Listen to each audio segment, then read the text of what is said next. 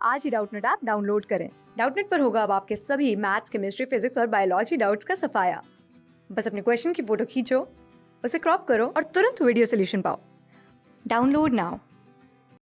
सवाल है कि हाँ, जो हमें ऑप्शंस दे रखे हैं उनमें से ऐसे कौन से कॉम्प्लेक्सेस हैं जो ज्योमेट्रिकल आइसोमेरिज्म शो करेंगे। तो पहले हम देखते हैं कि ज्योमेट्रिकल आइसोमेरिज्म होता क्या है।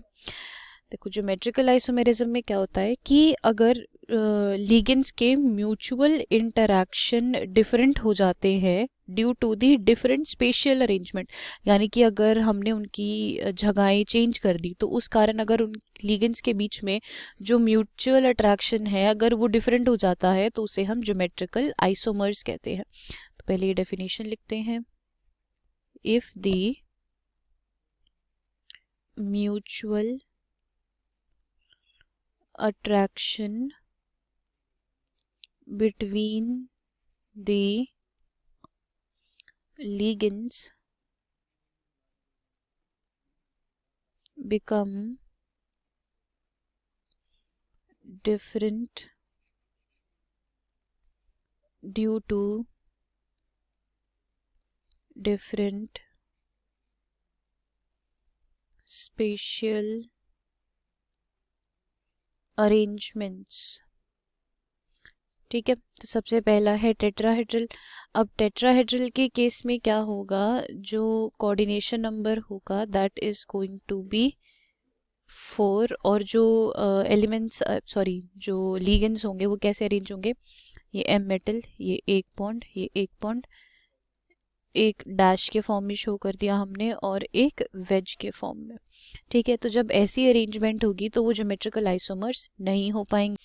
अब ऐसा इसलिए होगा बिकॉज देखो, ज्योमेट्रिकल आइसोमेरिज्म का मतलब होता है सिस एंड ट्रांस शो करना।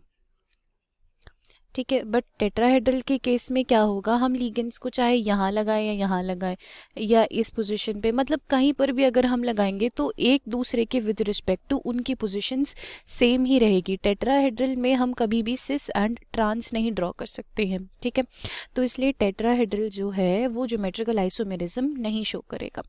Next is octahedral. अब ऑक्टाहेड्रल ज्योमेट्रिकल आइसोमेरिज्म शो करेगा क्योंकि इसमें सिस एंड ट्रांस पॉसिबल है और इसमें भी कौन से फॉर्म्स में ये ज्योमेट्रिकल आइसोमेरिज्म शो करेगा वो हम देखते हैं। जब ऑक्टाहेड्रल MA6 में, यानी कि M is for metal, A is for ligand, अगर जो यूनिडेंटेट लिगेंड है वो सभी सेम है तो उसमें हम सिस एंड ट्रांस नहीं शो कर सकते। जैसे फॉर एग्जांपल ये M है, ऑक्टाहेड्रल ड्रॉ करती हम।